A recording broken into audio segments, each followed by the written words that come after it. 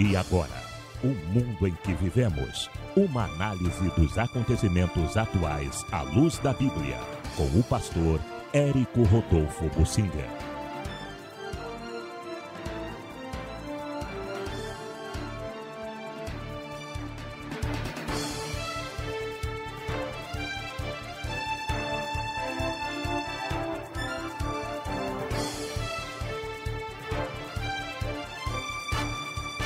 Eike Batista volta sem arrependimento.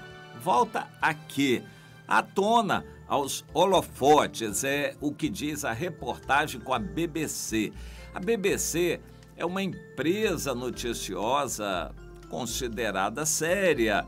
Ela é da Inglaterra e transmite uma ideia de seriedade. Por alguma razão, pode até ser por dinheiro, eles entrevistaram o Eike Batista, que foi considerado o homem mais rico do Brasil e o 7º homem mais rico do mundo.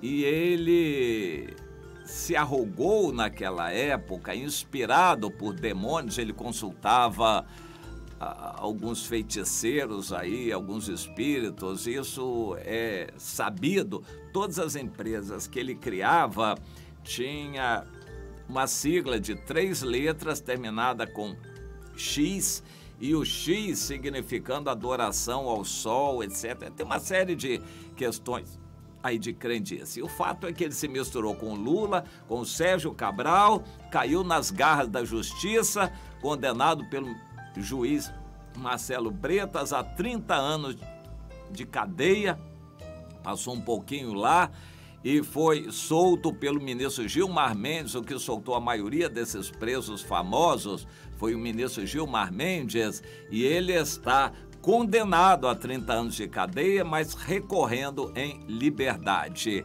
Parece que ele não pode sair do país, a não ser com autorização judicial, mas aqui dentro do país ele tem liberdade. E a entrevista foi, então, a respeito do que ele é agora, do que ele está pretendendo fazer. E ele tinha sumido dos holofotes da mídia, ou seja, do público, e ficava aquele questionamento: como está ele agora? Realmente ele está pobre? Então foi perguntado: o senhor está pobre? Não, a minha casa continua sendo minha. Ele mora numa mansão e a minha casa continua sendo minha. E eu me orgulho. Ele não usou essa expressão, mas demonstrou isso, porque ele disse na entrevista toda que era um homem humilde. Mas ele, em outras palavras, disse que se orgulhava de ver que nenhuma empresa deles faliu e acabou. Todas as empresas existem, estão na mão de outras pessoas, porque ele foi vendendo e elas estão bem. E ele diz que isso é uma honra para ele, mas ele foi vendendo empresas para pagar dívidas. Resultado, ele ainda tem algum patrimônio. Claro que ele não diz. Ele diz que o patrimônio maior é a experiência, a cabeça que ele tem, claro, inspirada por algum demônio a quem ele consulta.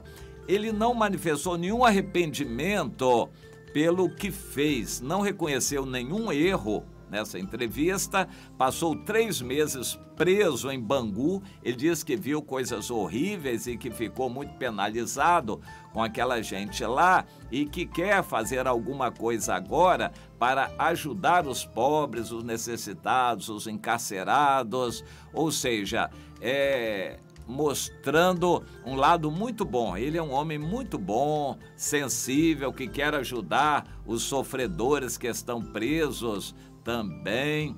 Ele planeja voltar ao mundo dos negócios, reconstruir tudo, mostrou onde é que ele quer trabalhar. Ele é um engenheiro metalúrgico, entende de minerais e materiais de modo geral e quer trabalhar nessa área de mineração e quer voltar a se enriquecer novamente.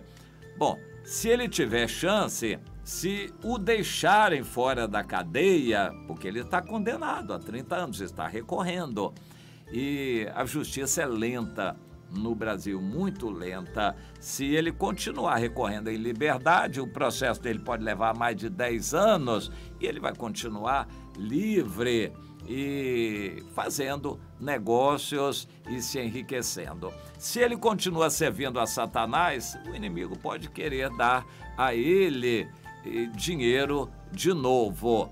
E ele, no entanto, não reconheceu erro nenhum. O relacionamento dele com Sérgio Cabral foi à distância. A justiça o condenou por causa disso.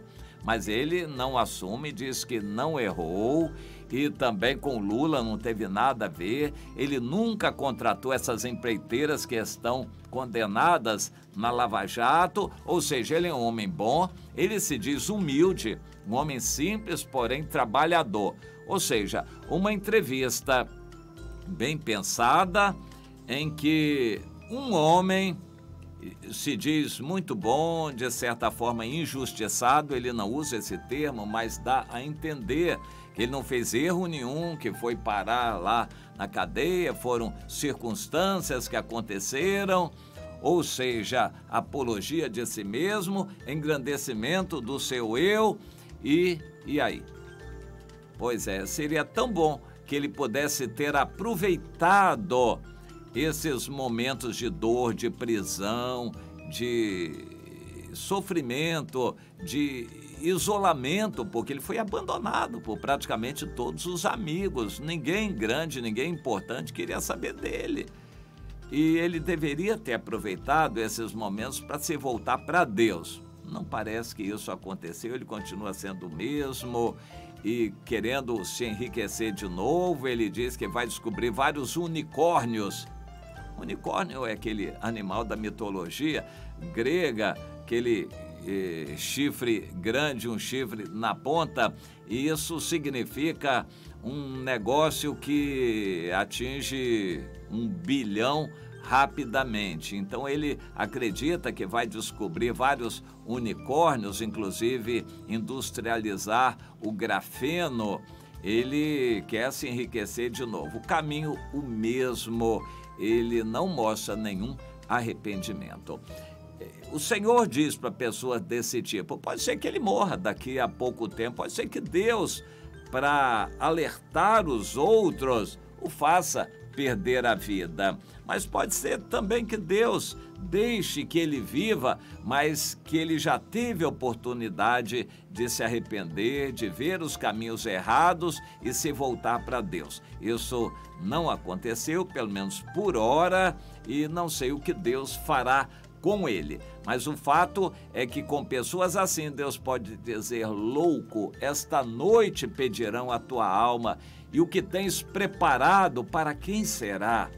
Portanto, ele deveria ter ouvido a voz de Deus e se voltado para o Senhor, aproveitando as oportunidades que Deus estava lhe dando. O importante é que o evangelho seja pregado, e eu espero que alguém lá na cadeia tenha pregado para ele em Bangu o evangelho, para que ele tenha tido a oportunidade de se voltar para Deus. Depois, na condenação eterna, ele nunca vai poder alegar que não ouviu o evangelho. Enquanto aqui, rico, ele não tinha tempo, não se interessava pelo evangelho, inclusive ele seguia outra linha religiosa, uma certa feitiçaria. Agora ele teve oportunidade, mas que Deus tenha misericórdia dele e o alerta da vida dele sirva para outros também, para muitos que estão se engrandecendo nesse mundo, que venham a saber quem é o verdadeiro Deus. Mas você que está ouvindo essa palavra e percebendo o que tem acontecido, volte-se para Deus. Não espere o mal chegar às suas portas. Não espere você sentir a mão pesada de Deus sobre a sua vida. Volte-se para Ele o mais rápido possível. Web Rádio Ramá.